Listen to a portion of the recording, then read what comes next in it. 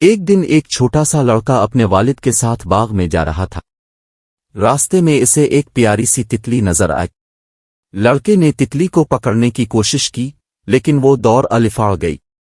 لڑکے کے والد نے کہا، بیٹا، تتلی کو پکڑنے کے بجائے اسے آزاد رہنے دو۔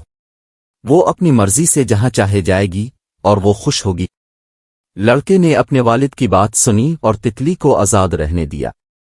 جب وہ آگے بڑھے تو لڑکے نے دیکھا کہ تتلی پھولوں پر بیٹھ رہی ہے اور خوشی سے الفاڑ رہی ہے۔ لڑکے نے محسوس کیا کہ تتلی کو پکڑنے کے بجائے اسے آزاد دیکھنا زیادہ خوشی کا باعث ہے۔ اس واقعے سے لڑکے نے سیکھا کہ ہمیں دوسروں کی آزادی کا احترام کرنا چاہیے۔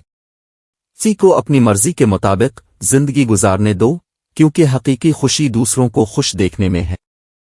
آخر میں لڑکے نے اپنے والد کا شکریہ ادا کیا اور اس نے عہد کیا کہ وہ ہمیشہ دوسروں کی خوشی اور آزادی کا احترام کرے گا۔